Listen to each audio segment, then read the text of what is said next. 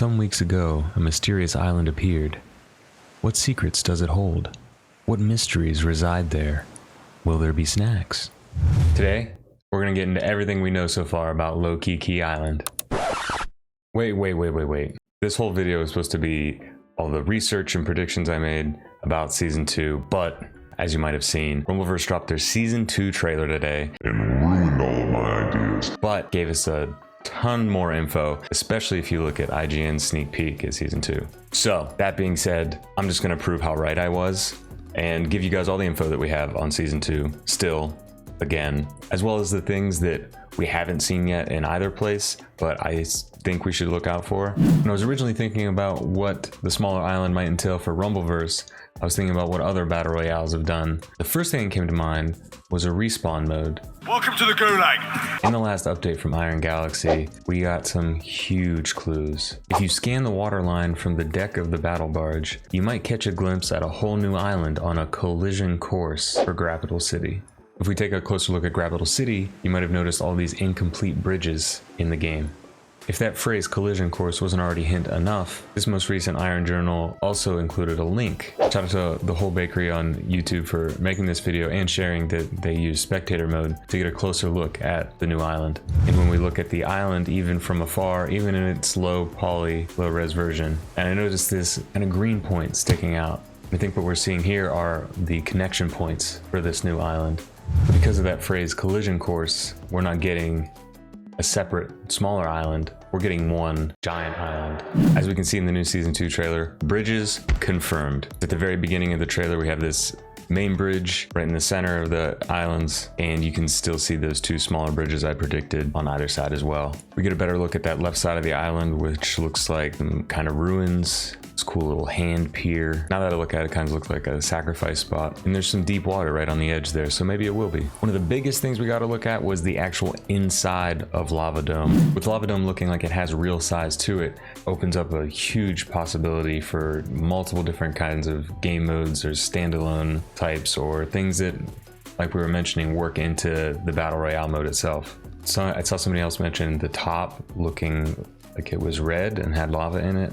I don't think that's the case. I think you can see here, it looks like Lava Dome is written over the entrance. I think that's the same color that we have on top of the dome itself, but it does look like it's on a dormant volcano because of the waterfall coming through it. And as I predicted, no active lava right now. There's a ton of other things, as you can see, lots of levels, lots of variation. We got the stands, there's a dried lava pit below, which I think could easily become active again if it wanted to.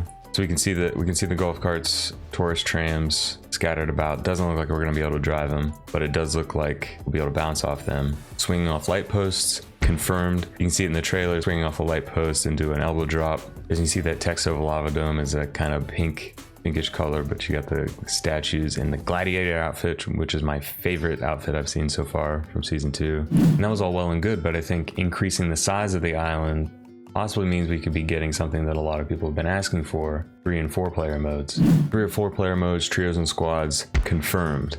But as they state in the IGN article, that's something that's going to become later in the season, as well as mentioning that some of the other Season 2 stuff they're going to release throughout the season won't necessarily all be available right at the beginning. So besides giving us a much better look at the new island and what we can expect, the Season 2 trailer did confirm a couple things. Confirmed bridges, like I predicted, and it confirmed that we're getting those 3 and 4 player modes, like I predicted. Besides that, the info from the trailer doesn't go that deep. It's showing off a lot of things that we couldn't necessarily pick apart. Thankfully, IGN has a sneak peek. We're gonna see what else that confirms, and then we're gonna go over all the new moves, new items, see what we think about these cosmetics. Then we'll talk about what questions we still have. So right at the beginning of the IGN video, he points out that the trios and squads and some of the other things shown in the trailer are planned for rollout throughout Season 2. A lot of the other moves and weapons, we are seeing those right away. From Adam Hart, lead designer, the people on the Low-Key Key tourism board wanted a piece of the big grapple. And so they tied their island to very strong tugboats,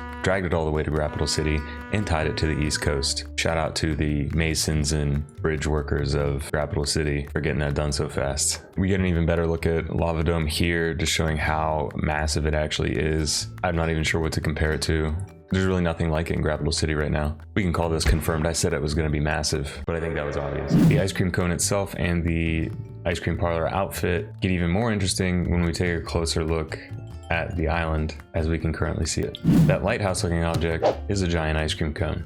Giant ice cream cone confirmed. It's called the Salt Street Marina, and it is going to be filled with 3 Mussel Shakes vendors, 8 protein vending machines, and it's also going to be surrounded by instant death water. It's described as one of the most dangerous places on Lokiki Island. They show a giant seahorn that you can blow into for a 60-second damage buff, and I think this is what's on top of that giant monument that's on that left side, that north side of Lokiki Island that we couldn't really see much of before. We also mentioned a hotel, but these look like those 2 taller buildings that the tram tracks run through. They also show off a pool/lazy river looking area. We also get a good look at what the water situation is going to be like. So you're going to be fighting in shallow water on the beach, but there are buoys showing you exactly where the deep water is and how easily you can get sent off. So in the trailer, we see that we can swing off the light poles like it's pictured in the Lava Dome billboard, but it also works horizontally. If anybody gets in your range while spinning around those poles, they get hit with power attack priority and can even be hit with a wall splat off of that. They also show off a lot more of the starfish and go into a bit of detail. It seems like a pretty wild weapon. He compares it to being able to turn you into a Blanca ball.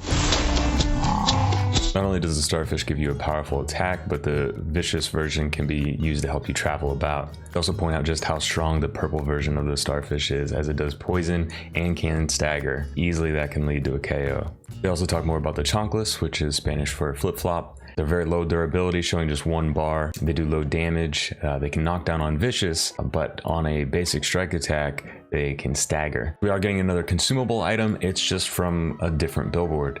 You might have seen the Machos Nachos billboard around. I was going to mention it in my prediction video, but I was trying to stick to things I knew were related to Lokiki. While we might not have the bucket of fries yet, we do have Machos Nachos.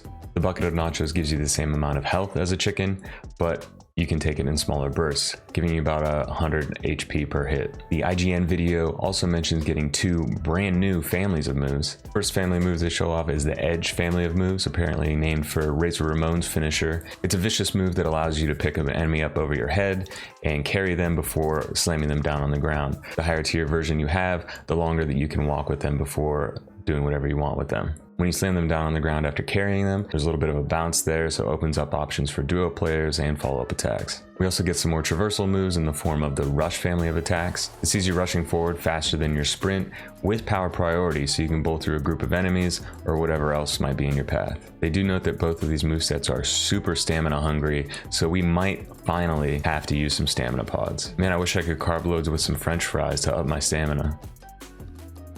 One move they apparently didn't get to play around with, but they note that is coming later, is the Sonic Scream move shown in the trailer, which is going to go great with that T-Rex skin. Looks like the broom item is going to come later in the season as well. Just from the trailer, you can kind of see yourself sweeping in a path, maybe working like the rush move, but without the power priority. Along with the trio and squad modes we will likely see later in the season, we're going to get group emotes. And right at the end of the video, they show someone throwing what looks like a sand bucket.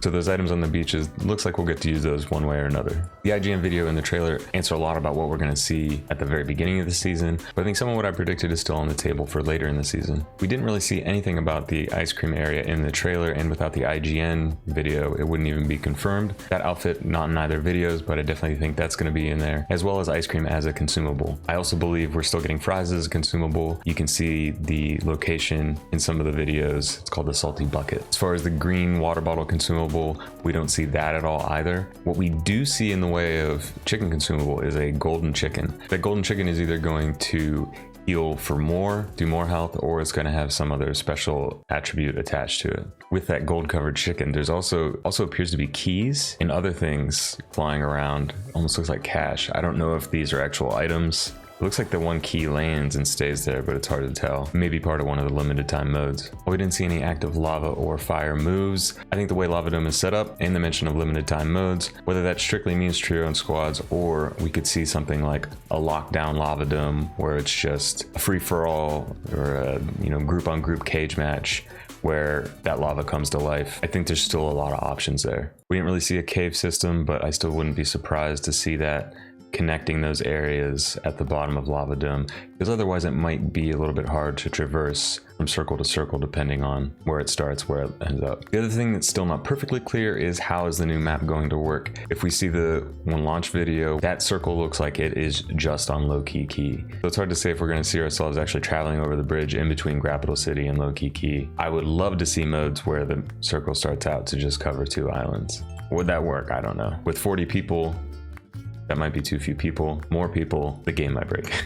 It could be tough with this type of game, but could we see 80 people modes, 100? Time will tell. But it's something I would love to see them try. Well, the area does seem heavily Hawaiian inspired. I think the inclusion of Chonkless means that maybe Slam One was in some way or is a part of Low-Key Key, but that's something we're really gonna have to wait to see the full map to really know for sure. We didn't see anything mentioning being able to use leaves as weapons, and I didn't see that giant skillet that the oil guy's laying in, so still don't know about that billboard. Looks like I might have just had the shape of the island backwards in my drawing. I did. Wait, what does that t-shirt say? I heard Krakens. So these cosmetics, the battle pass, I've been a fan of the cosmetics so far, but I'm not entirely convinced by the new season. Every game that has cosmetics, there's going to be hits, there's going to be misses. You just want to have more hits than misses, obviously. I don't know what it is. I'm not entirely convinced yet. We don't know exactly what's in the battle pass yet. I would bet that the gladiator is at level 100. I would still put some money on the tourist, one of the tourists being the first level in the battle pass. Bunch of different tourist outfits. Got this whole set that looks kind of like b-boy, graffiti artists.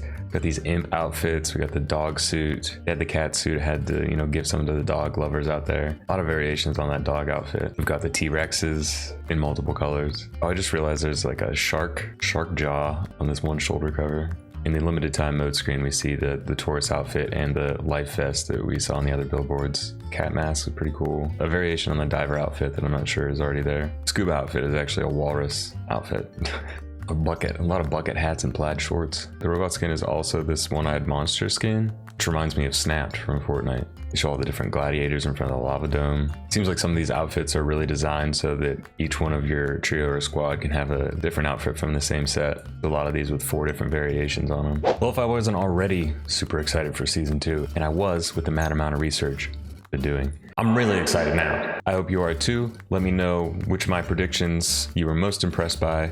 Let me know which part of the trailer and the IGN video, what's going to be your favorite thing? What are you most looking forward to? What do you think about the skins? What do you think about the new moves? And what are we still hoping to see throughout season 2? Let me know what you think down below, and I'll see you at Ice Cream. What is it? Sweet Marina. And I'll see you at Salt Street Marina starting in season 2. Check this out. Take a look at this. Jesus Christ, Charlie. That right there is the mail. Now let's talk about the mail. Can we talk about the mail, please, Mac? I'm dying to talk about the mail with you all day, okay? Pepe Sylvia. This name keeps coming up over and over again. Every day, Pepe's mail's getting sent back to me. Pepe Sylvia, Pepe Sylvia. I look in the mail. Well, this whole box is Pepe Sylvia. So I say to myself, I gotta find this guy. I gotta go up to his office. I gotta put his mail in the guy's goddamn hands. Otherwise, he's never gonna get it. He's gonna keep coming back down here. So I go up to Pepe's office, and what do I find out, Mac? What do I find out? There is no Pepe Sylvia. The man does not exist, okay? So I decided, oh, shit, buddy, I gotta dig a little deeper. There's no Pepe Sylvia. You gotta be kidding me. I got boxes full of Pepe.